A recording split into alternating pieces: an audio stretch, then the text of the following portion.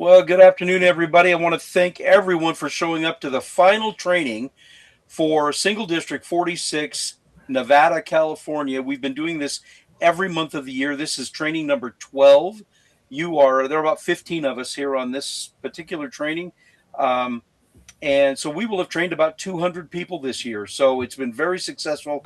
And I just want to thank you and everybody else that has attended these things for showing up and participating and giving their views and giving their information and helping us, navigate through this thing called Lions.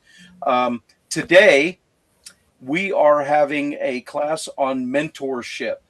And so when I approached the speaker, I said, "Hey, would you like to teach a class for me?" He goes, "Absolutely." He didn't even hesitate. "Absolutely, I'll teach a class." I said, "What would you like to teach on?" He goes, "I'll do it on mentorship." I said, "That sounds fantastic." So, our speaker today is past international director Ron Keller. Ron was our speaker at my convention in Carson City in 2024. We met at, I don't know if it's USA Canada or one of Yeah. those, but Mhm. I tell a real quick story. I had been looking for a speaker, and just we didn't click. Nobody clicked, and there were a few that were available, but nobody really clicked with me. And I walked up to this one meet and greet area, and there was Ron and Kitty. There were Ron and Kitty standing there. He was the only one that had his wife there, and I went, that says something. And we got to talking, and lo and behold, he was available that weekend, and it was a done deal. I was able to call Jack Epperson and say, "Jack, stop looking. I found my guy." So anyway, Ron, thank you so much for saying you will teach this class for us. We really appreciate it. So it's on you. Have fun. Okay. Well, I'm glad to meet all of you. I think I know most of you from um, association of functions we've attended as Lions. Hold on just a second. We've I got hear some an echo. an echo. Yeah, I think it might be Marie. Did you log in with something else? That's what it Yeah. was. Yes. You're gonna have to log out of one of them. All right. I'm kind of liking that though. That's I tried to do something smart and it didn't work. oh no. Okay, I'm not hearing it anymore. Go ahead, Okay. Ron. Whoa, that was some laugh, Marie. Okay. Anyway, I'm looking forward to talking about mentorship tonight and my experience with that, both as a mentee and also as a mentor.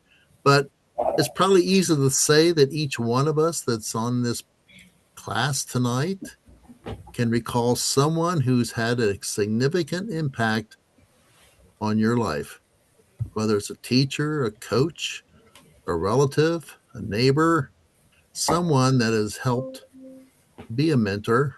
Maybe they're still around, maybe they're still as a mentor. Maybe each one of you are mentors to others and may not realize it.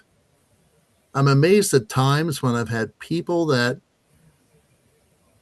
even at work and even in Lions and other things I've been involved in, come to me years after the relationship started and tell me that, you're my mentor. And I was surprised I didn't know I had that role with that person. So sometimes you may be serving in that role and someone's reluctant to tell you, and you're doing a darn good job doing it and may not realize it. Well, the term mentoring encompasses the idea of apprenticeship, much like the relationship between a teacher and a student. And I didn't realize until recently how where the word comes from. So long ago, the word is taken from the Odyssey, written by Greek poet Homer about 725 to 675 BCE. I think this were advice back then, and we're still mentoring even today. I got elected to the international board in July of 2022 in Montreal. Went to Montreal, and I was my first time running for the board and got elected. And you have a brand new board meeting as soon as you get elected at the end of the convention. And there's a tradition at the international level that is fantastic. The directors that are staying for another year, they are now the new second year directors and their partners. And the new first year directors and their partners come in and they're given a second year director and they are their mentor. And you learn so much for the next several months that makes you be successful as an international director. It's a great program. They've done this for years. And we were fortunate to have a great couple out of Texas. And since then, the partner, she has been fighting cancer this year, and we've been staying in touch, being very supportive. And you don't realize what your relationship develops into as a mentor. But the second year that I was on the board, International President Patty Hill assigned the Leo Lion liaisons to Kitty and I, and we were their mentors. And it was fantastic having a young person in Canada, a young person in India, and we've stayed in touch even today. And they sometimes contact me and ask me for advice, and I'm like, oh, I love this role. But it's a great thing when you develop relationships like that. So a mentor is defined as really someone who helps another person learn. And I think all of you can recall a lot of people that you've helped in your life with learning. Uh, so, what do mentors really do in their role? Mentors provide encouragement, support, honest opinions. Now, this is very important. You have to have a mentor that is willing to share the good with the bad and tell you frankly about things. I could not believe I was going to speak tonight, and I got a emergency text this afternoon, a couple hours ago, from a brand new club secretary in a club in which in January I was assigned to be the guiding lion of a club that is struggling. They entered the Struggling Lions program. So I get a letter from International saying that they wanted me to be their guiding lion for 2 years. And so this lion, I've encouraged her to go to training, and I've spent time with her to take on the role as club secretary. And she's never done anything like this. And she feels comfortable enough to call me. And when she has situations come up, and she had one today, and she said, I hate to bother you on a Sunday. And I said, no, you call me anytime, day or night, whenever. Be glad to help. And so that's that. And I gave her my honest opinion about stuff. And then she asked me if I'd make a phone call for her to help with a situation with the club president. And I said I would, and I did. You need to give candid information and advice. You need to provide guidance. Make suggestions. Let them make the decision, but offer suggestions. Help them in making good choices. Show opportunities that are available. That's one of the most important things. Sometimes people just don't know what's out there, and you may have the experience to show those opportunities. Stimulate ideas. A mentor that can do that is doing a great job. Another thing is help in developing a network and listening to what Adam started off this session with, in which you've been doing this for 12 months now, 12 sessions. And this is a network of lions that want to step up, move forward, learn. You've got a great network, and that's important with a mentor. And you offer insights into a career path, especially in lions. Some of you have already gone all the way up to council chair, district governor, zone chair, club president, whatever. And if we can do that to more people, the International Association wins. We all win. We really do. So that's pretty much what a mentor is supposed to really do in their role. I know you were taking notes. Was there anything there I need to repeat? Nope. Okay. So the mentee, and that is the person who is the protege, the person who you're going to help. And that person needs to really accept this role. You know, there's people out there that um, think that they want you to be a mentor, but then they kind of refuse anything that you help with. And same way with mentors. I've seen mentors that wanted to maybe create like little minions of themselves, you know, and that is the role of a mentor. Mentor is to make them mold themselves. You just provide the guidance. So a mentee needs to demonstrate a desire to learn. They have to have a desire to learn. That's one of the keys. They need to be flexible. They need to be open minded. I would say that's quite important. They need to focus on goals. And it's amazing the number of people I find, even at, should I say, the middle age of their life, that I'm sometimes surprised do not know how to create goals, objectives. The last several years, I've had people call me and say, I'm going to be a district governor and I'm supposed to develop an action plan. I have no idea what to do. I don't know how to do it. I've never had to do that in my career. I never had a job that asked for that. So you need to help people focus on, somebody needs to be willing to focus on their goals.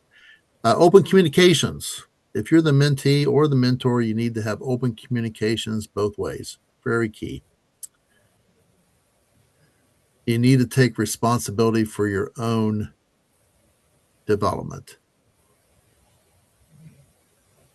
You're really, the mentor is providing guidance, but they need to step up and say, I need to take responsibility. They need to have the ability to accept feedback. Very important.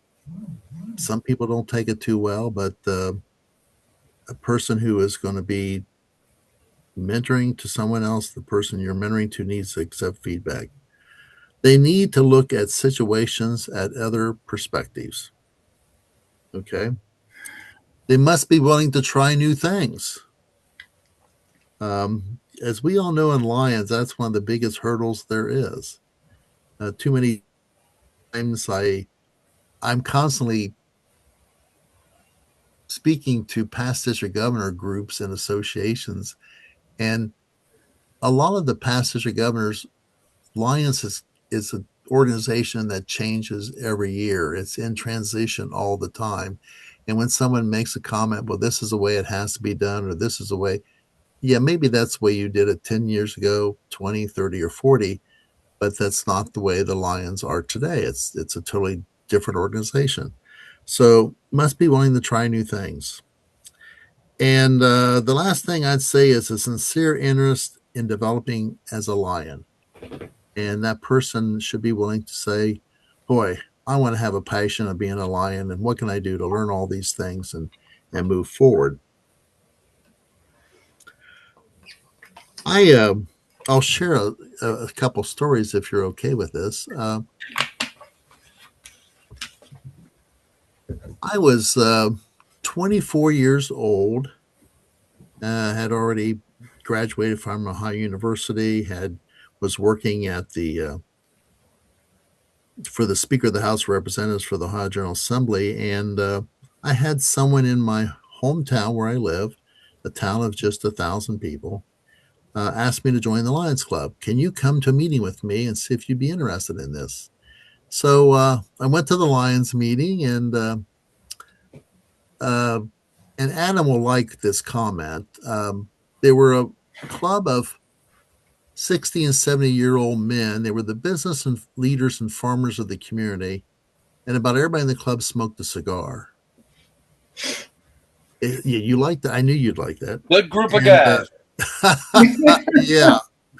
Well, I wasn't going to start smoking a cigar, but I I came home from my first Lions meeting and I smelled like cigars. And Kitty right away met me at the door. Are you sure you want to join the Lions Club? I said, well, they seem like really nice fellas. Well, you're going to have to get down in the basement and get a shower and take those clothes off, throw them in the washer. And I kept going to the meetings and projects, and she started volunteering with me, but we became tolerant of cigar smoke. But they were the greatest group. Well, I wasn't in the club 9 months, and they go, how would you like to be our new secretary treasurer? The fellow we have, he's turning 85, and we think you're the ideal person to maybe take over from him. And so anyway, I said, yeah, I think I'd like to do that. And that was the beginning of doors opening up to moving up the ladder in Lions for careers. But the reason I'm telling you this is I was the club secretary treasurer for 10 years, and I did other things in the district. Someone asked me to run a district convention or something. And next thing I know, a gentleman in my own district, uh, he's still living. He lives in a retirement center now. PDG um, Earl Butch Strawn.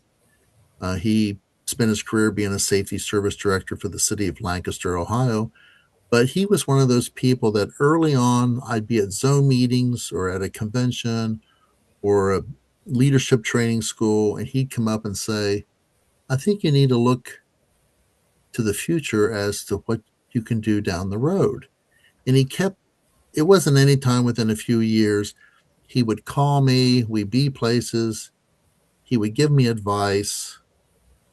He kept saying, as I spent another year in Lions, I think you have the potential someday of being an international director. Now, when you're in your 20s or 30s and you're just in Lions at the club level, you don't think down the road that far. Some people may, I sure didn't. And so he saw potential and things in me that I did not take seriously in the beginning, but he did. Well, our relationship has grown over the years. He's at this point now where his wife had passed, and she was a past district governor. He's in a retirement center. He just drives locally. Um, so I make it a point to call him like every other week, see how he's doing, see if he needs anything. And if I'm going in a certain direction and he feels he can handle the trip, I pick him up and take him with me so he's still active in Lions and involved.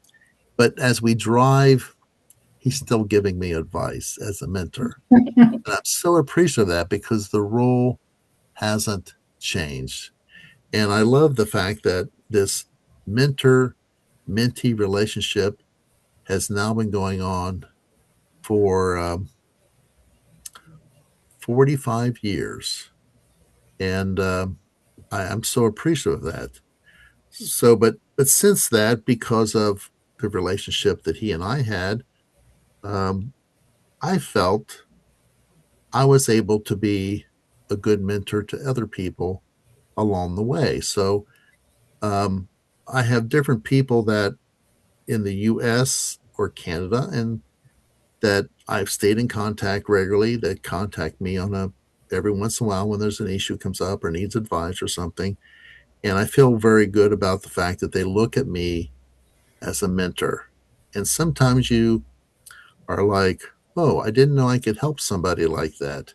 And I've had situations in which um, I took that on in a different role and didn't realize it. I was in our community here, I was president of the school board for 12 years in a row. And one night at a school board meeting, the high school principal reported at the beginning of the school year that they had a homeless student that was living in their car for the last few weeks in the parking lot of the high school. And they were concerned because the parents had kicked this young man out of the house.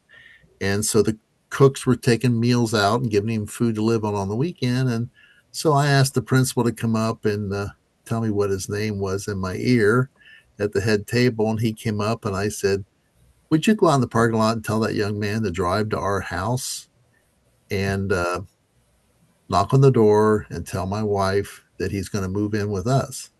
And so, yeah. Oh, yeah. What I found out was that he was in the same class as my youngest son. And so he moved in with us and lived with us his senior year.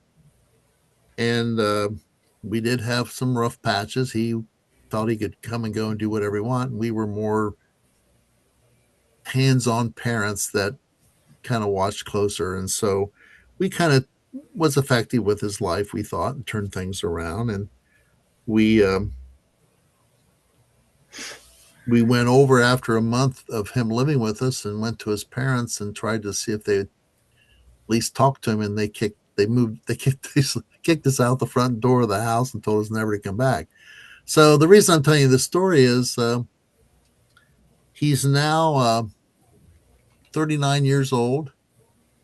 His son, we got a graduation invitation to his son. They graduated a month ago to go to his graduation, and this gentleman and now his wife and then his son, they have treated us like we have been substitute parents ever since that moment. And he has said to me many times, you have been a mentor to me and have made me succeed in life. And today he's a regional manager of a large car dealership in the Columbus area and manages several dealerships. And you never know. And so I had the same thing with someone I worked with. I had someone that went through a divorce and he didn't have a home anymore, and he had a little boy that was 5. And I called my wife at work and told her what was going on. I said, would you be okay if they move into our house and live with us? And she said, yes. And so they lived with us for over a year. And to this day, the little 5-year-old boy, he got married and now he's a dad. And so the young man calls me grandpa, and now the little boy that they've had calls me great grandpa. So you never know. And he's had times when he's come to the house and needed decisions and some guidance on buying a home or a job move or a career or a reference or something. And he says, you've been a mentor. So you never know what that role is going to take on. Personal, a life mentor, a career mentor, a Lions mentor. Who knows? But anyway, I don't know if you're aware. I hope you can see these. But Lions International has Lions mentoring programs. This one here is the basic mentoring program. And these publications are available from Lions International. This one is capital MTR 11 capital EN. Okay. And then there's a companion piece that is the Advanced Lions Mentoring Program. It almost looks similar, except the covers are a little bit different. And this is capital MTR 12 capital EN. And actually, these are 2 darn good publications. I highly recommend that. So before we go to some questions, I'll just say, so how does mentoring programs benefit our global organization? And I don't think we do enough mentoring, or we wouldn't have some of the problems that we have with membership growth. And that is, first thing I want to say is mentoring, I believe, improves retention. It really does. The more people can mentor to, those Lions are going to become loyal and they're going to stick around. They just are. You create a legacy for future leaders. And I think There's leaders coming up through the ranks that need that. You expand the leadership pool. We are training the next generation of leaders through mentoring, each generation. You emphasize, it enhances the quality of learning for Lions. It really does. You promote diversity. Uh, we wouldn't be a good organization if we were pretty much all the same. And the ones of you that I have known for several years now that are here tonight, you're all different. And I'm glad we know each other, and you offer so much knowledge and thinking patterns and work styles and things that are different than the other person. And that's what makes our organization so strong. It really is. Um, Mentoring increases productivity and communication between leaders. And I think that's why our global organization is still around after all these years. We're now in our second century of service. We encourage and motivate capable lions to step forward. And that's where we really need to work on that. There's people out there that I think with a little more encouragement and motivation and people recognizing the skills they have, and we can get them to have maybe a stronger feel for lions and step up and take on greater roles. They may be your future leaders, the people that are going to come after you because you've already done that. And so we don't do enough of that. In my travels to go to different districts and mobile districts to go to conventions, and my wife and I are still getting asked to appear, and I've got some things on the calendar for 2027 and 2028 already. And one of the things I like is when I go someplace and there's a PDG organization there, and they want to have breakfast with you, or they have a meeting or dinner, and they're telling about how they work together to identify emerging lion leaders and how to go out and collectively talk to them to tell them that, if you do this and this, we really would like to see you be maybe a future second vice district governor, a future cabinet secretary, future cabinet treasurer. And I don't see that everywhere. And I think that's why the mentoring program is so important to Lions International's future. It is. So, Adam, did I cover like basically what you were looking forward to? You absolutely did. And folks, he probably gets sick of me calling him. So he didn't say that he's one of my mentors, but I consider him that, because I literally have called him sometimes 2 and 3 times a day on certain issues. And he never says no, and he always gives me great advice. And so I just want to thank you for that. Um, Thank you. and well, Cliff Cooper's another one. Cliff Cooper, who just logged on. I don't know how many times I've called him. So one of my mentors is here as well. Um, I and he's got a baby. Um, I have a very similar story about a young man who came to live with us. He was my son's best friend, our oldest son's best friend, and his parents were in the military and they moved away. And he wanted to graduate from that high school, so he was living with another family. And one day, out of the blue, the father of this other family called me and said, "Can he come live with you now?" And I went, "Well, yeah." And I was very much like you. He wasn't doing well in school. We sat down with teachers and counselors, and he's now married, has kids, went into the Air Force, graduated, no problem. So similar Yeah. story. I didn't know that. So,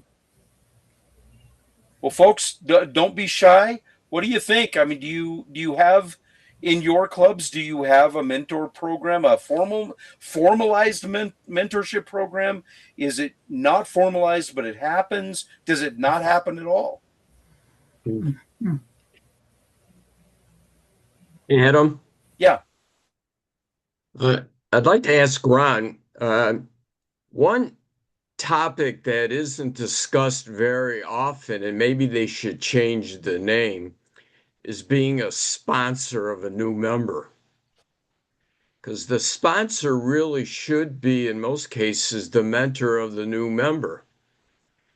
And oftentimes, you go through the ceremony to induct a new member, and you give a certificate and maybe a pin to the sponsor, and that's all you hear from the sponsor or that's all the new member hears from the sponsor, possibly. And I'm kind of wondering if they should change the name from a sponsor to mentor and get them one of these brochures that you just presented to us. Your opinion on that, or your advice? Well, Irving, I know exactly where you're coming from on that. Too many Thank times I've you. seen, You're not supposed to be tearing stuff up. too many times I have witnessed What sponsors can we give you? that, Hold on. Cliff, can you mute real quick? Or I can mute you. Or I'll do it. There you go. Okay, go ahead. I'm sorry. Go ahead. I've seen that in my own club, and sponsors just do not take their role very seriously. And when you have the induction ceremony for a new member and they're up there, the induction officer asks the sponsoring Lions, "Are you willing to do these 5 or 6 things to make sure that this new member succeeds?" And they always say, "Well, yes." But I don't think they take it seriously because it is an important role. I will say one thing. I don't think sponsors look at themselves as mentors. It's kind of different than someone else in the club that has the seasoned experience that a sponsor, not all sponsors would have, and maybe would be a better role model than the sponsor. The fact is that in any given Lions club, the minority of members of the club are the ones that invite all the people in. It's the majority that do not invite people to become Lions. It's the same thing as other organizations or even religion. You ask people about who should be bringing in members, and in churches, people will say, "Well, that's the minister's job." Well, really, it's everybody's job. Just like in Lions, it's everybody's job to reach out and bring in members. And something that, since you brought this up, Irving, that really I get this asked many times when I go to conventions to speak. Why doesn't Lions International spend more time on retention? And I said, they shouldn't spend any time on retention. That is your responsibility. Every member, every club. You should treat every fellow Lion like you want to be treated. And if you treat others like you want to be treated, they will stay in your club. They will be happy Lions. They will come back. They will get engaged. But Irving, you're exactly right on target. I think sponsors do not take their role very seriously as to their influence they can have over their new member. Ron, Thank you. and Irving, we have that situation in our club. I push really hard to say we are all our own best recruiters. So we highly encourage people to invite other people. And many times they're sponsored by somebody who just is not, they just don't exactly know what's going on yet. And so I'm wondering, could we have a membership chair? What if we had a mentorship chair, and many people could bring their members in, but that mentorship chair would be in charge of providing the Lions learning for that Lion and teaching them. We're starting to do that with my club. We meet every week, and so the last Tuesday of the month, we are devoting solely to Lions. What does it mean to be a lion? What's it like? What should you expect? What, and so we're making that available to everyone, and we're doing it kind of formally, because we're seeing the same thing. I've got one guy he brings in so many people and does zero mentorship. But we're not going to stop him. Keep bringing them in, my friend. Well, like when you go to a car dealership, you meet the salesman, and he can't close the deal, but then they've got somebody else who's there who's slicker than him and comes in and closes. So you have different skill sets. Yeah. I think that one thing too is the guiding lion. There's so many people that we have guiding lions in our district that aren't guiding. They just have the title. I think that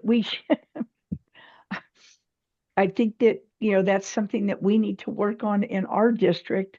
Is guiding lions is not just something to put underneath your name as something else. I think that they need to really work at being a guiding lion. Babs, I know where you're coming from on that. Okay. I've seen people not take the position seriously and provide very little support and guidance to a club. I've also seen people that went the opposite direction and smothered a club. I'm sure. And next thing you know, the club they're killing the club or something because they think they should do everything they tell it to do. And so I didn't think I'd ever be a guiding lion. And so this is my first assignment as a guiding lion. And I've actually been enjoying this job. I've learned so much more that I didn't know over the years in Lions, but this club only has like 8 members. They're small. They own a community center in the middle of the town in which 4 other organizations use, and the upstairs has 3 apartments in it that they rent, and they have a business attached to it they rent to. And so the money isn't the issue. It's they don't have any people, and they have all these projects. And so I've been going over, and not just to their meetings, I go to their work days to help. My first time I went there, I helped scrub the food trailer, and then I went back another time and hung ceiling tiles in the big room and stuff. And they were surprised. They thought I was just going to be someone that gave them guidance. And I said, no, I'm going to stick with you for 2 years. I said I would do that. And to me, they're now coming around, and I'm getting them to think outside the box. And I got them to do a community assessment. I got them to go to this town council, and which they've never done. The club's been there since 1946, and say, hey, the town hall's right across the street, and ask them what they thought the community needed.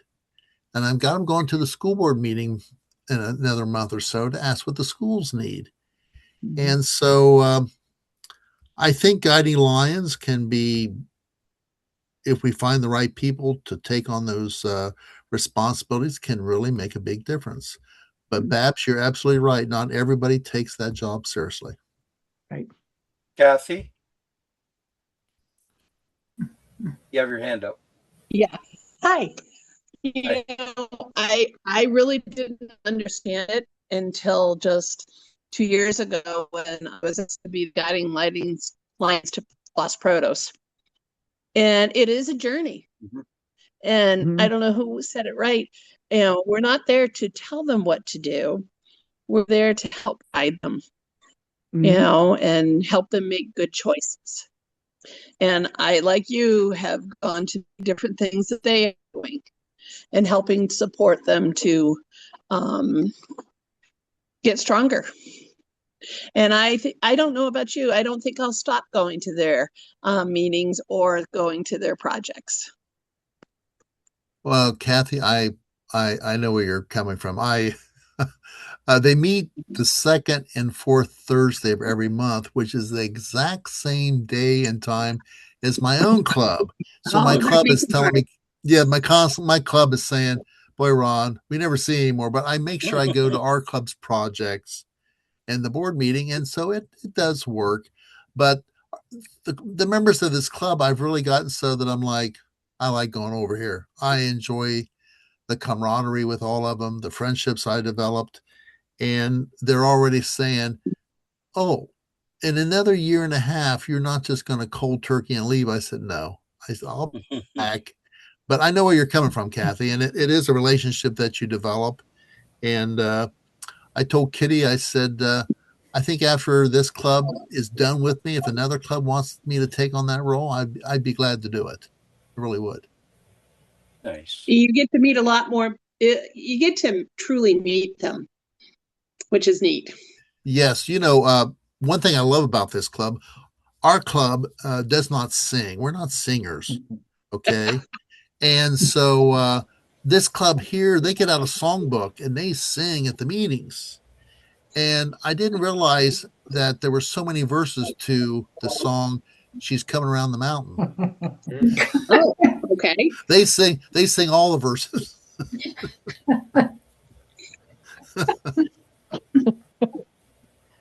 Yeah. And it's what makes the club happy. It is. It really is. Yeah. Thanks for sharing that, Kathy. My pleasure. So, Ron, I mean, I can see why you are a successful mentor because, frankly, since I've gotten to know you, you're a very easy person to approach. You just happen to have that demeanor where I think that people will automatically come to you and ask you for advice. But with that being said, how do you handle a person that they feel they're not getting the advice from you that they think they need to hear? Paul, yes, that's a very good question. I'll tell you. Remember, I mentioned earlier that when you get elected to the international board, you you get assigned mentors. So my second year on the board, Kitty and I were assigned the two Leo lion liaisons, but we were also assigned another newly elected ID. And this ID, when they met, Kitty and I said right away, I do not need a mentor. I know everything about lions. I do not need your help. And so Kitty and I were taken back. And so we tried to repeatedly offer, and we got rebuffed every time. And we're like, well, darn, we tried. But there are those people out there that you can't succeed with everybody, but you try, Paul, and some people you give them options and they always pick the bad one or the worst one. I mean, they do. They will. Time and again. And so it's hard to be someone that you're mentoring and you want them to kind of be a little bit independent and stand on their own 2 feet and make their own decisions. And I'm amazed, and I think everyone that's on this class tonight can relate. There's people that you have as friends and colleagues, and you've known these people for a long time, and you still see them struggling in life, and you wonder why. Why by now are they still struggling? And I think they don't accept assistance or support or help from somebody very easily. Right. So, just one more thing and this is something that, others here have been discussing is one of the things that I see, and I'm going to speak mainly with my club, because they realize that they need to increase the membership.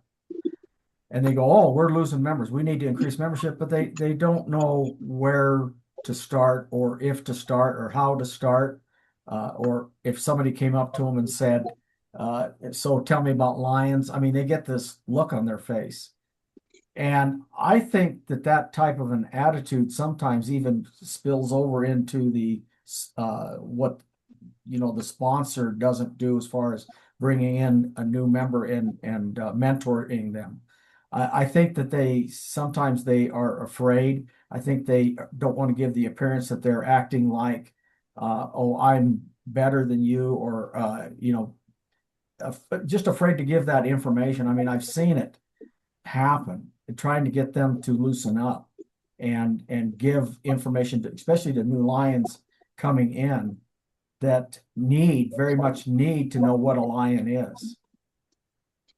Yes, I think that's why Lions International, within the last 8 years, has been encouraging membership recruitment as to get people to come and work side by side with folks like you on projects and service activities, and then later come to the meetings.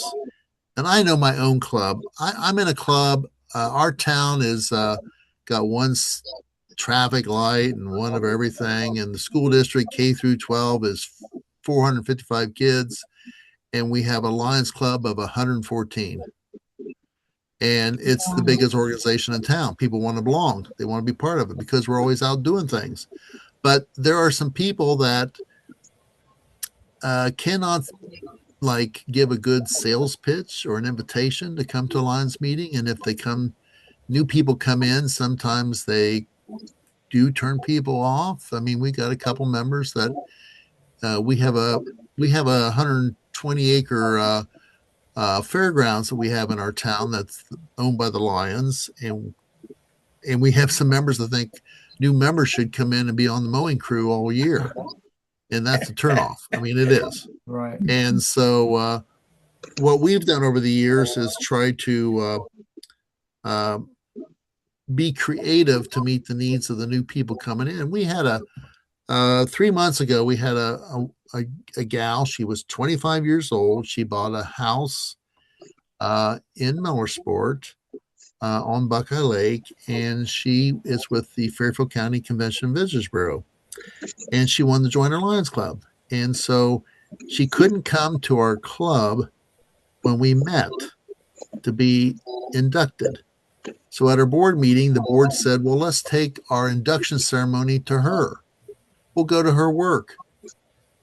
How many members can go? Who's going to bake the cookies? Who's going to bring something to drink?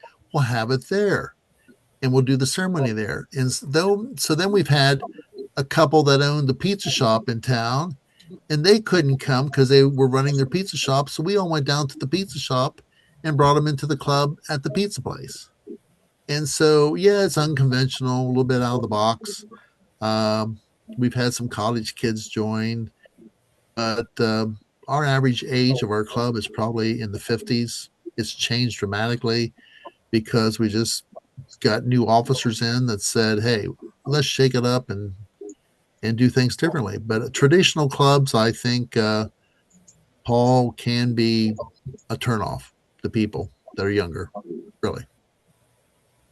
Well, Paul, we're hoping that next year, Ron and those that I haven't told already, my club uses an organization called Just Serve, and you put your projects and your meetings on a website, and anybody that wants to volunteer in your area can go on that website and find your project. And you get an email saying, hey, somebody wants to volunteer at your project. And I had one event that we had 17 volunteers. We had more volunteers than we had club members there. And so I'm global service this year. So my goal is to get every club on Just Serve, and it's in 14 countries. So it's a huge deal. I'm sure it's in Ohio. Do the same kind of thing.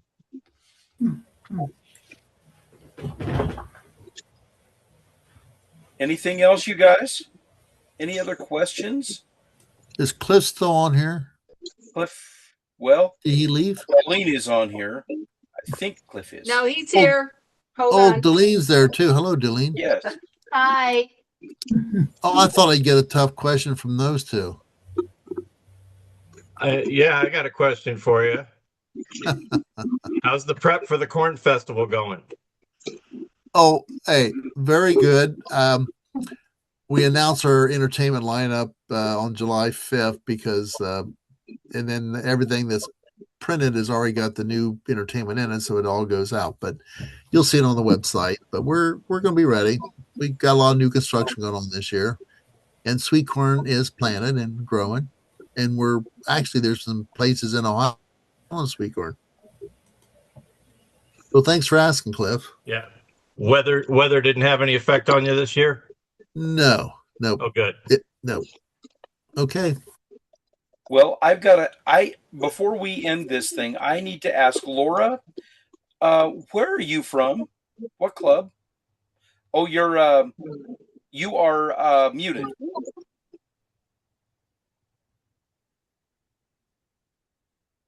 Nope, still muted. I'm from There you go. Friendly, West Virginia. You're Also from West know. Virginia. Southern Ohio. I know, Laura. We've known each other for a long time, right, Laura? Yes. Yes. What club are you with? Friendly. Friendly? Yes. What a nice name for a Lions Club. And it lives up to its reputation, too. It's very friendly. I'll be darned. Well, thank you. How did you hear about this training? It was on Facebook, and it came Yes, in on one of the sites. I would have gone on a little earlier, but I was out from 2:30 till midnight serving one of our local communities. Well, no problem there. We really appreciate it. And I'm glad I was the one that put it on that other site and on Facebook. So I'm glad that people are showing up. So we're going to be doing this every month of the year. Next year, the last Sunday of every month at 3 p.m. Pacific Standard Time, we'll have different topics, different speakers throughout the year. And I highly suggest you just put that out to everybody. I don't care if we have people from other countries showing up. It's just fun, and it's a good time, you know. So Laura, thank you for showing up. And then we have another person, Taina Good. I've seen you, but I haven't seen a picture. Are you there? That's Tana, and she's from Boulder City. Oh, she's from Boulder City. Oh, it says Taina. So It's Tana. Okay, awesome. Well, I'm going to make sure I write that down. She's going to be next year's Peace Poster Chair. Oh, nice. Very, very nice. Well, folks, do you have anything else for Ron or me or any of the fellow students here? I want to wish Terry a really good trip to Hong Kong. Yep. 10 pictures. Thank you. I guess I better hurry up and pack. I haven't packed yet. Yes, you should. I'm busy trying to clean up lion stuff so I can go. I'll be down in 10 minutes. No. Delegate. We'll take care of it. Let us know. You just go have fun. Okay. We have it covered, Terry. You're good. Yes, we do. Yes, we do. We'll have it all covered. We can't wait till you come back. Yeah. I have lots of pictures. District Governor. So Lydia, thank you for showing up, and Rick, we really appreciate it. Folks, it's been a wonderful year having these classes. It's really rewarding, and I learned so much sitting here and watching these presentations. Remember, though, they're on our YouTube channel, like I said before. So if you missed it, or you know somebody that would benefit from this, you've got a club that really should hear about mentorship, have them go to our YouTube channel. They can watch the whole darn thing and get what you're getting out of this. So we really appreciate it. Ron, did you have anything else? It's been enjoyable tonight. I've liked everyone that's participated, been involved, and Adam, thank you for inviting me to participate. I really appreciate it. You're welcome. It's our pleasure. And so, folks, I'm going to go ahead and end this recording. Have a wonderful 4th of July, all of you, and we will see you in July, the last Sunday of the month at 3 o'clock. I don't know what the topic's going to be, but I may be the one teaching it, so who knows? 29th. Okay, all right. You take care, everybody. Okay. I'm going to end Say this hi to recording. Kitty for us. Bye-bye. Okay. Meeting that Bye. Thanks, guys. Bye. Thank you.